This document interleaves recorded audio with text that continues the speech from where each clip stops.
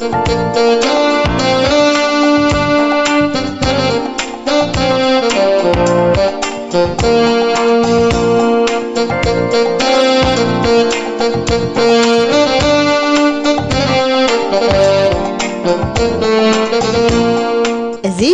أقلو دمسي سلامنا يو أقلقلتنا كل جزء مشت كابشن منتن فرقان كساب ساعة شعته سلاسان حدن حصير معبلي فينا لومي نتصبرق هيوت زبل مدبنا حزنا قريبنا زلونا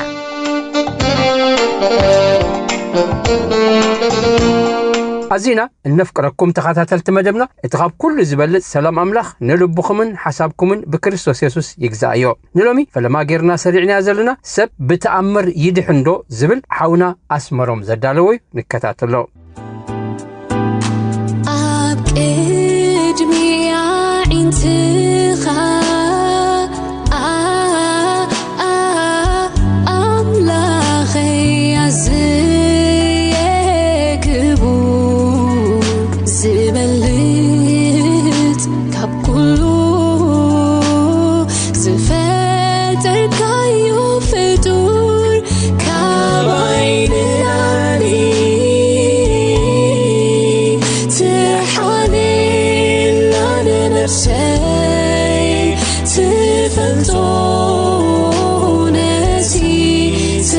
اللي حصل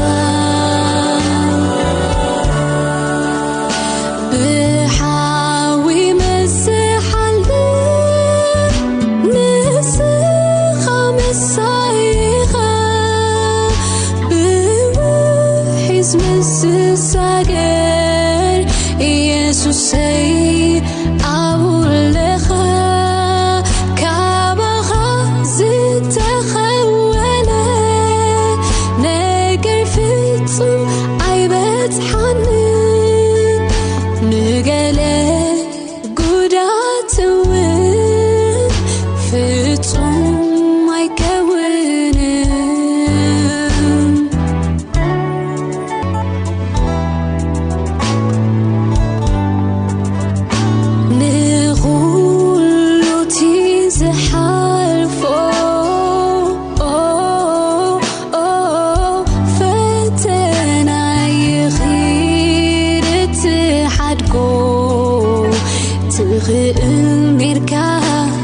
حيلي تحوي نسخة كتت في يوم خبري نخت كلاس أما كانوا كتملالس نسويت مخنيات سنكا أبايك خبر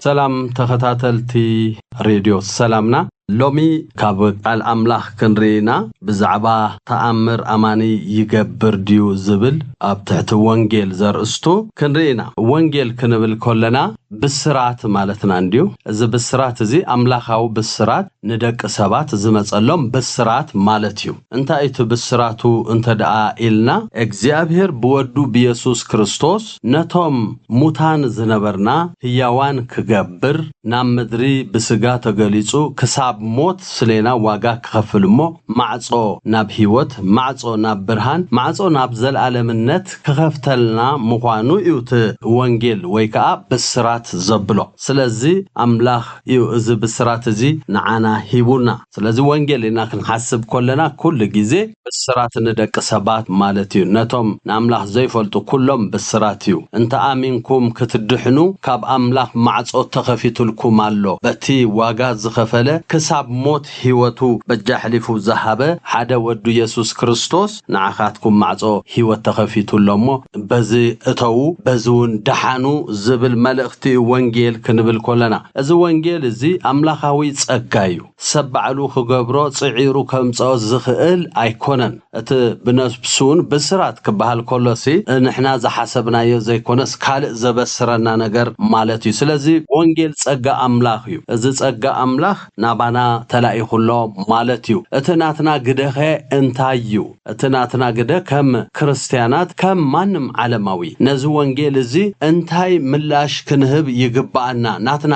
ግደ ናይ አምላኻው ግደ ይኮነ አምላኻው ግደ ማዕጾ ከፊቱሎ ኩሉ አዳልዩሎ ስለዚህ በዚህ በስራት እዚ ተጠቀሙ ኢሉናሎ ንሕና ከባና እግዚአብሔር እንታይ ይጽበን ተዳይልና ምእማንዩ አሕዋተይ ሰብ ግደ ከም ዘይብሉ ዝዝረበሉ ጊዜውን እዩ ኣብዚ ጊዜ ዝገለዮም ንሕና ገለኳ ንገብሮ ነገር የለን ኩሉ ንሱ ወዲ ወይ እቲ ንሱ ኩድኦ ዝግብኦ ኩሉ ንሱ ወዲ ወይ እዚ ሓቂ እዩ እሱ ይኻት ወንጌል ማለት እዩ እቲ ናትና ግደ ግን ሰሚዕኻ መቅባልን ሰሚዕኻ ዘይመቅባልን ከ ናይ ደቂ ሰባት ስለዝኾነ እቶም ዝኣመኑ ይድሕኑ እቶም ዘይኣመኑ ኣይድሕኑን እዚ ግደ ሰብ ስለዝኾነ ይኮሙ ዝብል ቃል ዘሎ ስለዚህ አሕዋተይ ምእማን ነቲ አምላኻዊ ጸጋ ንሱውን ወንጌል መቅባል ማለት እንዲው ዘይምእማን ማለት ከ ንዑኡ ምንጻግ ማለት እዩ ዘይምድሓን ከ ማለት እዩ ስለዚህ እምነት ኢልና ክንዛረብ ኮለና ሰብ ግድኡ ኣብ ቅድሚ ቲ ወንጌል አምላኽ ዝእመኖ ምእማን ድሒነ ኣለኹ ተዝተገብረለይ ተቀቢለ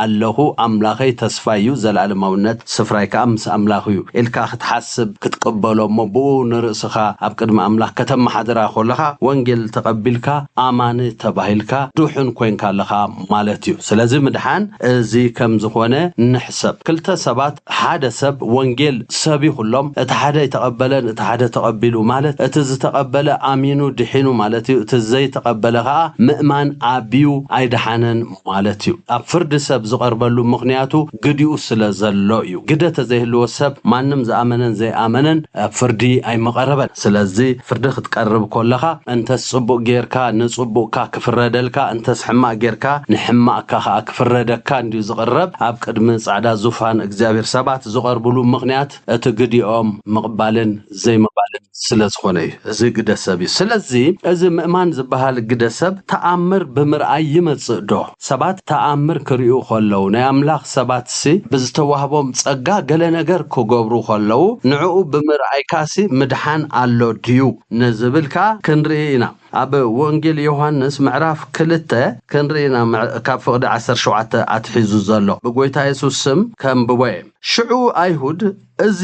እትገብር ካብ ኮንካስ እንታይ ትእምርቱ ከተርእና ኢኻይሎም መለሱሉ ኢየሱስ ድማ ነዛ ቤት መቅደስ እዚኣ አፍርስዋ ኣነ ከኣ በሰለስተ መዓልቲ ከልዕላኤ ኢሉ መለሰሎም ዞም ሰባት ኣብ ፍቅዲ 18 ኣሕዋተ ይሬታ ዞም ሰባት ከሓትዎ ከለው ትእምርቲ ኣርእና የሚሎሞ ንምንታይ ኮሙ ኢሎሞ ቤተይሲ ቤት ጓሓሉ ጌርኩሞ መሻቀጥ መናገዲ ጌርኩሞ ስለዝበለ እስኻስ እዚሲ ዋንኡ ኮንካ تحلقلو تحملو مخوانكاسي كردانا نا املاخي كنبلكاس قال تأمر ندو قبر يميلومو بتأمر سي او نسخا ايخا كنبلكا تأمر قبر يلومو نسو زهابو ملسي كبد زباليو انتايلو نزابيت الزياء افرسوا انا خاا بسلسة معلتي كالعلاي ايلو ملسلوم اتوم ايهود كا زابيت مقدس الزياء بربعان شدشتن عامتيا اتهانسات نسخا دو بسلسة معلتي كتالعلاي خا بلوو نسو قنا بزعبا مقدس سقو يو تزاربه زابيت زي افرسوا زبل زلو بزعبا سقو يو بزعبات نايت منفس محدر كوينو زلو سبنتو مالتيو نسوم جن بزعبات مقدس 46 عامت زوسدلا نختهنص نع افرسوا مو انا بسالست كهانصا كم زبلو غيروم ترديوم مالتيو نمنتاي كتامر ارينا نخبلوس ازيو تتامر نمنتاي يلوم يتزربا حجي نمنتايو تتامر سي نعاي كتفرسوني اهم نتسغاي مالتيو انا خا انا سغاي كتس ازيو تعب تامر يلو بخالق مقدسي اسخاتكم سي خالق تامرون انت زغبر اي تقبلون نعاي كاب مقتال كا اي كتملسون يخم يوم تامر سي نسب كم زي ملسو ازوم سبات زيوم اب قدميهم تامرون انت غبره كم زي ملسو امو داتاس كساب موت يحلفهم كم زهبو ات بيت مقدس كم زفرس اب سالست دما نتسغو هياو غيرو كم زتنسو يزاربو مالو انت يبلو مالو مالتيو تامر يخم اتملسو سبات ايكونكم غنا حجسي امعراف كلتا انام بيبنايو بدحريو موتا تسيو عورابري بصح ነገር ገይሩ ያብ ቅድም ዞም ሰባት እዚያው በዚ ተእምርትን ተአምራትን አይተመልሱን እምርትን ተአምራትን ንሰብ አይልውጦን ስለዚህ ተመልሱ እስኻትኩም እወ ብዙሕ ክትሪዩሁም ግን አሞዳታ ግን አሕሊፍኩም ክትቡኒሁም ከተቅትሉኒሁም እዚ ቤተ መቅደስ ኣብ ጉድጓድ ክሰፍሪዩ ኣብ ሳልስት ኸአ ከተስኤ እዙውን ኮይኑ አይአመኑን ክርስቶስ ኣብ ሳልስት ምስተስኤ ተቀዳዲሞም ዝገበርዎ ዞም ዝተነግሮም እዚ ተአምር እዚ ከውን ኢሉ ዝነገሮም ሰባትሲ እወ ተንሲኡ ከይብሉስ ገንዘብ ከፊሎም ቶም ደቀ መዛሙ መዛሙርቱ ሰሪቆሞ እምነት አስከሬኑ ኢሎም ንህዝቢ ከታልሉ እም ፈትኖም አሕዋተይ እቲ ኣብዚ ግዜ እዚ ብጊሓት ዝነገሮምሲ አምሸቱ ሞይቱ ኣብሳልስት ክትስእ ኮሎስ እዚ መስሑትዩ ክትስኤ ኢሉ ተዛሪቡ ነይሩሞ ሰሪቆም ተሲኡ ምንታን ከይበሃል ዋርድያ ይገበር ዝበሉን እዚኦም እዮም ዋርድያ ገይሮም ከዓ ግን ተሲኡ ምስተሰኸ በሓሶት ገንዘብ ሂቦም አይ ሰሪቆም በርደቀ መዛሙርቱ ንሱስ አይተሰአን ዘበሉ ከዓ እዚኦም እዮም ስለዚ ተአምራት ንሰብ ዝልውጦ ተዝኸውን እዞም ሰባት ክልወጡ ምተገባኦም ነይሩ ግን ሰብ ተአምር አይልወጥን ተአምር ናቱ ግደ አለው እንተስ ክትቀበሎ እንተሳይ ክትቀበሎን ተአምር እንታዩ ናብት ቃል ይዝወስደካ ሰባት ተአምር ምስራአዩሞ እዚስ ካብ አምላኽ ተዘይኮን ከምዛ ዓይነት ተአምር ክገብር አይምኾነሉን ምስ ዝብሉ ነትቃልና ምስማዕ ናምስዓብም ዝመጹ እቲ ንሰብ ዝልውጦ ህይወት ዝህቦ እቲ ተአምር ዘይኮነስ እቲ ህያው ቃል እዩ በቲ ህያው ቃል እንዴት ተአምሩን ዝግበር እንደገና ከዓ ነቶም ሪኦም ተአምር ዝሰዓቡ እቲ ቃል ሰሚዖም ምዝኣምኑ እዩ ምድሓን ዝኸውን ስለዚ ተአምር ናብ እቲ ቃል እዩ ዝዕድመና ናብቲ ቃል ሰብ ተዓዲሙ ኮፊሉ ጊዜ ሂቡ እዚ እቲ ተአምር ዝገበረ ሰብኣይ እሞ እንታይ ኮን ይብል ይኸውን ኢሎም ኮፊሎም ሰሚዖም ወንጌል ምስሰምዑ ነዚ ወንጌል ምስተቀበሉ እቲ ተአምር ተቀይሩ ናብ እምነት በቲ ህያው ቃል ይመጽእ ኣሎ ስለዚ ሰብ በቲ ህያው ቃል ምዝኣምን ድሒኑ ማለት ይምበር ተአምርኡ መስተንክር ኢሉ ስለዝተዛረበ ስለዝናአደ ስለዝተገረመ ኣብ ምድሓን ኣይኣቱን ኣብ እምነቱን ኣይኣቱን ተአምር ግን ነቲ ቃል ንኽትሰምዕ እዝንኻ ክትህብ ዝገብር ስለዝኾነ በዚኡ በቲ ህያው ቃል ኢኻ ትድሕን በቲ ተአምር ግን ንህያው ቃል ዝኸውን ዕድል ክትረክብ የኽእለካ እዩ ስለዚ ድማ ምድሓን በእምነት ካብቲ ህያው ቃል ብምስማዕ እዩ ማለት እዩ ኣብ ሮሜ ምዕራፍ 10 ፍቅዲ 17 ከምዚ ይብል እምበኣርሲ እምነት ካብ ምስማዕ እዩ ምስማዑን ብቃል ክርስቶስ እዩ ብተአምር ኣይኮነን ብተአምር ክርስቶስ ኣይኮነን ብተአምር ናይ አምላኽ ኣይኮነን መጀመሪያ ናይ እምነት መገዱ ምስማዕ እዩ እቲ ምስማዕ ከዓ ብቃል ክርስቶስ እዩ ክርስቶስ ተአምር ስለዝገበረ ከኣምንዎ ኣይክእሉን እዮም ክሰምዕዎ ክሪእዎ ይኽእሉ ክንእድዎ ይኽእሉ ነቲ ቃል ክርስቶስ ግን ምስ ሰምዑ እዩ ናብ እምነት ሒዝዎም ዝመጽእ ኣብ ወንጌል ዮሐንስ ከምዚ ዝብል ቃል ኣሎ ስለቲ ዝገበሮ ብዙሕ ተአምራት እዮም ምስኡ ነይሮምስ ሪኦምስ አስተንኪሮም ና ብዙሓት ድማ ብኡኡ አመኑ ይብል ነቲ ተአምር ሪኦምስ እዚስ በቃ ወዲ አምላኽ ኢሎም አሚኖም ንሱ ግና ኣብ ልብ ሰብ ዘሎ ይፈልጦ ነበረሞ አይ አመኖምን ይብል بخالق مجدي زي أمونات أمنت خوينم ترخيبهم تزامنوا نتتأمر كوينو نتتأمر جباراي كوينو نتزسمعوا قال نخ أمنوس نابتقال أيمصون أبتتأمر تنطلطيلهم نيدمو سلازي هو حقي يوسوسي كريستوسيو زن تأمر زجبري إلمو سلازي كريستوسي لمو مالتي قال جن سمعهم بتقال جن أيتفوسون بتقال جن كاب سلماتهم نبرهان أيمصون سلازغونو أمنت تباهلهم جن زي أمونات كأخوين قال ناب أموننا تزيم تيوكوا قال تزي سمعها ناب أموننا تزي متيها أمان خدكون تخليها جن زي أمون كأمخوان الله كريستوس نت قبل بسبب زلوا يفلت أنا برمو نسوجنا أي أمنو من يوزبل سلزي أمنتن أموناتن كوينا نرخب أحواتي نتي تأمرات ناب تقال يمسانا أتقال كأ ناب أمنت بكريستوس يمسانا بوخ أمدحاني يخون سلزي بزملك عزينا نهوت كنرخبو النخلمبر تأمرات بمقبار سب مدحان ريو مدحان أي كألنيو سمعوا نتقال زسمعوا آمينو مزقبلو مدحان يخون اللو مالتيو ويتا أعزيزو يباركم كبرين أملاخنا يخون نايلو مدبنا أبزتو ودي الله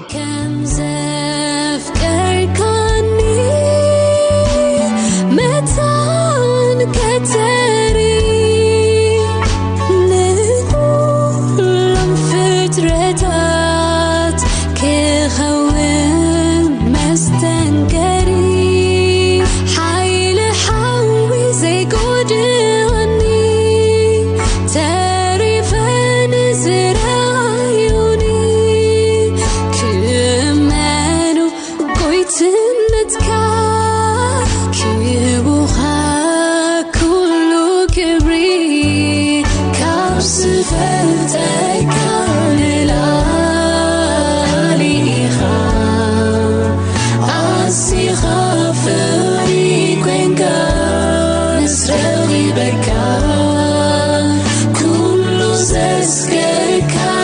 نفسي تبارخك كم سوني خايل يسوسي تدنغلك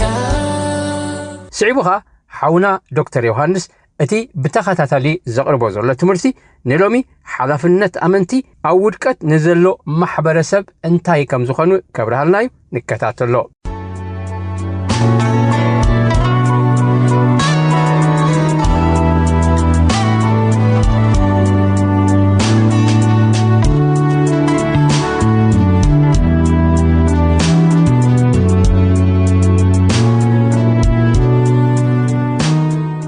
سلام زي راديو سلام نايو أنا حاوهم جون تصفى ميكائيلي أبت جمير نايو زلنا أبستبلا شو علم بقدس يوت من بللاس زبل إحنا لو بدماس على فنت أمنتي أم منفسا ودكت نزلوا حبة سو زبلا رأسي كنزار ربنا يوم تقدم ناس جلس نايو كم أبنزو خلنا دوسد نايو مرخت تيتوس كوينو تيتوس أجلجالي أبقرت استبال الدسيت ويكتما ينبر كم زبرن أتختم أدمى برخصة حتى متصبر هيمانوتات مورلاون منفسا ودكت استبلا شوت كبابنيرا أو أجنا أبهر محبرو كتكل مريضو أجلجل تخاوم دما مريضو تمجلي ما أجلجل تولا يبالا شومبر كم بعد تيتوز أم سولو نجيزي ويخون هذا باولوس أو صناحي لزأموت أجلجل يخون بر نقول أنا يسكسوس كنا بقنا عنا أجلجلو زدلو أجلجل تونز نبروا محبر يا كله أب كتما كريتس زجات مز نبره كفأتن تيكن بالشونا أبز حجيز نبره لازم لنا زمانه تتبال علم در بهريات بويك أملكتات كم زخانة بمستوعل كباب كريتس تجبر نجر أنتي كنا مهر نخيل لو ما كانت عينت هو تحزنا خلنا مالا لسنا خلين حجز الناس لزخوني إذا أرسزن زارب زلنا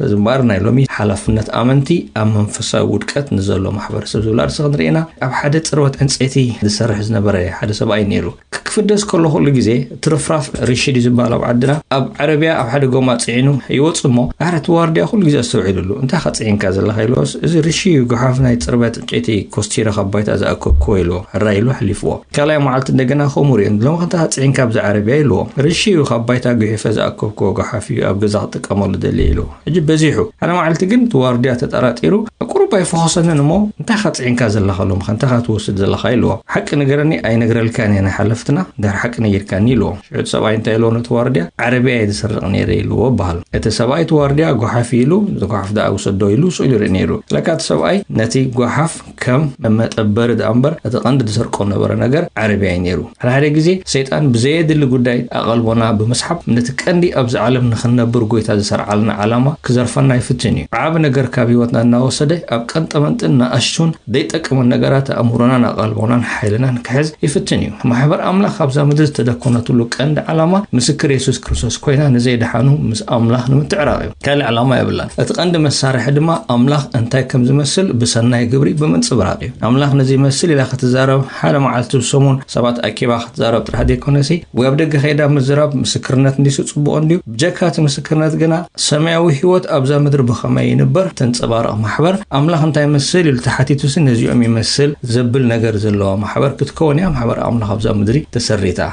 جبر هارات معرفت شعتك وتصلصان شدوش أنتايز والصحف لنا أبيو بيد مايلو أبيتا تبهال تمهاريت نبرت ترجمو دما دورقاس إيو نساخ آيلو صبو جبري زملاء مصواتون اتمصوت إياه بالبجا سبيت إذا أني جيجي مويتاس لنبرت كمسكر إنكولو سبات جن قطر حدا بأمرهم دموت نجار تانيرو أنتاي عمي مكي حالف كي دورقاس يلوم تزحتوا على معلتسي بأفاخي تزاربت صحافت انتاي لهم مسكر ملا صبو جبري زملاء أبنت كتكون النايلات غيسازيا أبت زمن تسي جويتا بتمهارات جيرو تمهارات مرتي أبيوتهم سبات مسترائي بدقن زلو سبات دريو قالاتهم كالأم أمنتهم أبينا محبري خيد انتهي قبر دي كونت هيوتو مملا سدر إلو زمن سلازخونه إن دورقاس مسموتت قطر حدا بزعبا أتذكروا نجر تصبو قبر زمال أيلم أب قبر هورات مرaf حموش أوطر عسر سلسخاء بيدها هورات دما بزح تمرتن تأمراتن أما أكلت هزبي تقبره كلهم دما بحانت اللي بيحبيرهم أب قبلها سلمون نبرو كابتم كالوت دفيرو التتصمبرهم أين برن مسؤولة اتهزبقنا يخبرهم نبره زي يخبرهم مالت كم قويتو تقلع قمص نبالي يسجدلهم ورق زلو سريع جيري ينبرهم قلا يكونن بزح سدت كوقات مام كم نبره نفلتنا أبزيات يخبرهم تبزلا قالقنا أنت يزر أنيرو أبزم صبات زياتهم سي كاب ترانا يسب دهونن كابناتنا ونوصازخونه قلي فولي نجر أما أكلهم الله يلوم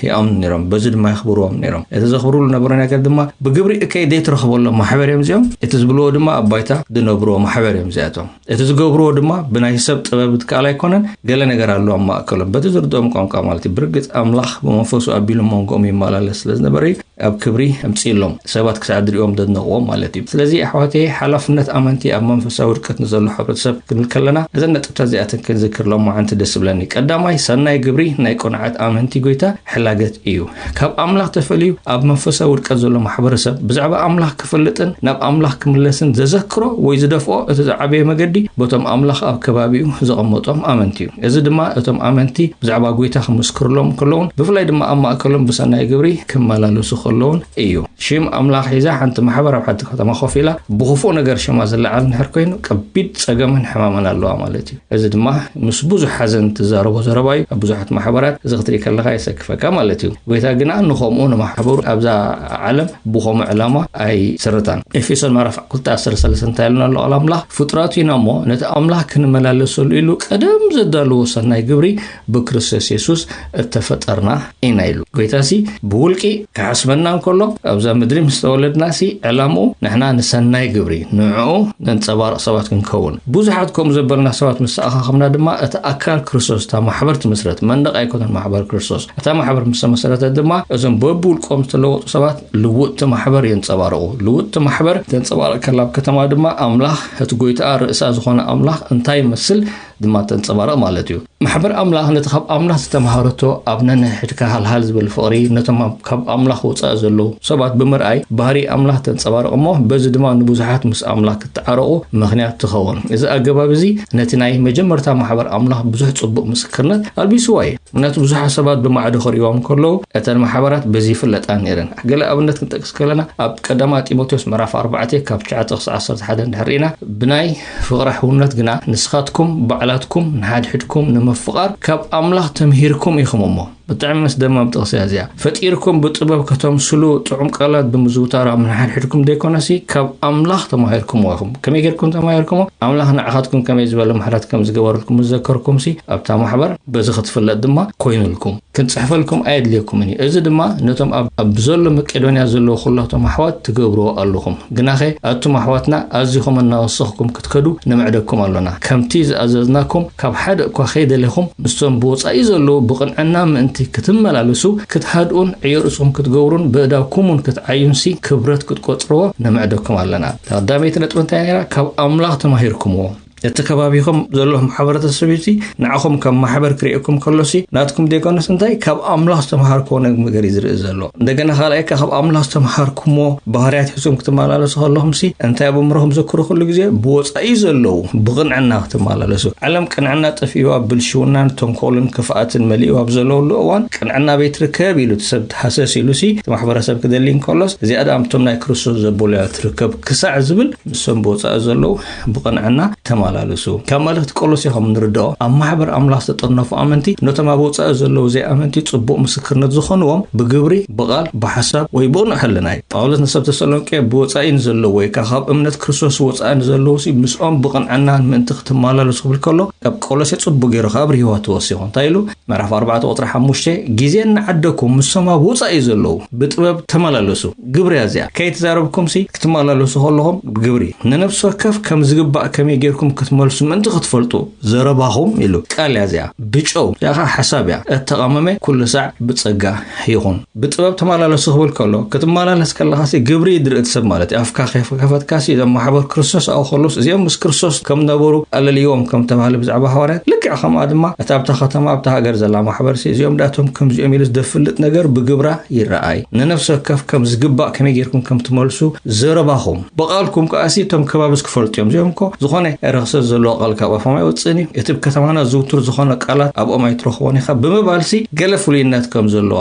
ኣብ ማሕበር እቶም ኣመንቲ ይፈለጡ ኢሉ ዘሎ ብጨው ተቐማሚ ክብል ከሎ ድማ ጨው ኣይረኣይን እዩ ክበልዕ እንከሎ እዚኣ ጨው እዚኣ ድንሽ እዚኣ ስጋ እዚኣ ቱምተማይሉ ሰብ ክፍለ ዝኽእል ሰብ የለን መቐረቱ ጥራይ ኢኻ ትሪኦ ማለት እዩ ሰብ ዘረባኹም ተቐማሚ ክብል ከሎ ተመላለሱ ክብል ከሎ ሓደ ስውር ዝኾነ ዘይረኣይ ግና ውሽጥኻ ኣሎ ንሓሳብካ ዝገዝኦ ማለት እዩ ስለዚ ብሓሳብ እንድሕር ቀኒዕካ ብክርስቶስ ተለወጠ ሓሳብ እንድሕር ኣምልኾ መሊኡሲ እንታይ ዝብለና ዘሎ ቃል ኣምላኽ ዘረባኻ ክቕየር ግድነት እዩ ናትካ ዘረባ ጥራሕ ዘይኮነ ዝቕየርሲ ክፉእ ምዝራብ ዘዘውትሩ ሰባት ዋላ ኣመንቲና እናበሉሲ ንስኻ ግና ካብኡ ኮሞ ብዘይ ምጥቃምካ ትፍለይ ኣለኻ ማለት እዩ ቆንዕ ትገብር ኣለኻ ተመላለሱ ብግብሪ ማለት እዩ ኣፍ ካብ ምልኣት ልቢ ይዛረብ ሞ ኢሉ ኣምላኽ እቲ ሕያዋይ ሰብ ካብቲ ጽቡቕ መዝገብ ልቡ ጽቡቕ ይውፅእ እቲ ክፉእ ድማ ካብቲ ክፉእ መዝገብ ልቡ ክፉእ እዩ ዘውፅእ ስለዘረባ ንግብሪ ድደፍዖ እንታይ እዩ እቲ ሓሳብ እዩ ማለት ሓሳብ ድማ ብክርስቶስ እዩ ዝልወጥ ስለዚ ሰብ ብዛዕባ ጎይታ ነጊርካዮ ከኣምን ዝኽእል እኳ ትኾነ እቲ ኣምላኽ ኣብ ሰብ ዘምጾ መንፈሳዊ ለውጢ ብግብሪ ክርኢ ዝኽእል ግና በቲ ኣብ ኣመንቲ ክርአ ዝግብኦ ሰናይ ግብሪ ኣቢሉ እዩ ማለት እዩ ቀዳማይ ጴጥሮስ ምዕራፍ 2 እቶም ከም ገበርቲ እከይ ገይሮም ዝሓሚኹም ዘለው ንሰናይ ግብርኹም ርእዮም በታ መዓልቲ ሓተታ ንኣምላኽ ምእንቲ ከመስግንዎ ኣብ ማእከል ኣሕዛብ ኣካይዳኹም ኣጸብቑ እታ መዓልቲ ሓተታ ኢልዋ ዘሎ ጳውሎስ ኣብዚኣ ካልኣይ ምጽኣት ናይ ኢየሱስ ክርስቶስ ኣይኮነትን ተመልከት ዘላ እንታይ ማለት እዩ ጎይታ ምስ በጽሖም ሓደ መዓልቲ ምስ ረኣዩሲ ተቐርቂሮም ካብ ኣምላኽ ክሃድሙ ከም ዘይክእሉ ዝፈልጡላ መዓልቲ ሲ ወይ ኣብ ህይወቶም ሕማም ዲ መከራብ ከተማኦም ዲ ወይ ሽግር ኣምጽኡ ዲ ወይ ሓደ ሓያል ሰባኺ ሂቦምሲ ንኣምላኽ ጎፍ ኢሎም ምስ ተራኸቦሲ ኣብታ ናይ መዓልቲ ሓተታቲኣ ክዝክሩኹም እዮም ዝያዳ ልክዕቶም ኣብታ ከተማ ነበሩ ማሕበር ዝገብርዎን ዝዛረብዎን ዝሓስብዎን ነበሩን ይብሎምሲ ንኣምላኽ ከመስግኑ እዮም ኣምላኽ ንስኻ ኣብ ሰማይ ትሰብ ምርበር ዓሌትካ ኣብዚ ምድሪ ገዲፍካ ኒኻ ባህሪካ ኣብዚ ምድሪ ገዲፍካ ኒኻ ንዓኻ ዝመስሉ ሰባት ኣብዚ ገዲፍካ ኒኻ ዝያዳ ዘመኖም ሙሉእ ዝገብርዋን ዝሓስብዋን ዝዛረብዋን እንድያ ነይራ እናትካ ዘበሉ ሰባት ኢሎምሲ ክምስክሩ እዮም ሓደ ማለት ስለዚ እትመላለሱ ኩሉ ግዜስ እዚ እንዳሓሰብካ ተመላለስ ማለት እዩ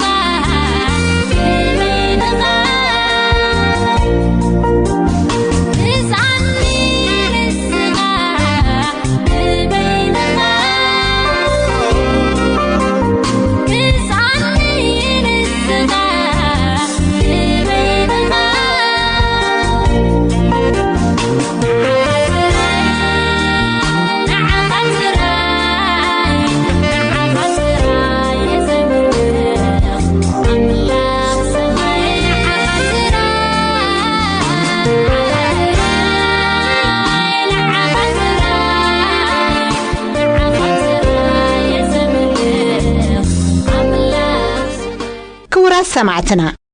أجلجلوت دمس سلامنا إخوم كتكتاتلو صنيحكم بإنترنت نتكتاتلو أمرباب حبريتا www.salamna.org ترخبنا كم أون بفيسبوكن بيوتيوبن أب Voice of Salamna ترخبنا حتى رأيتو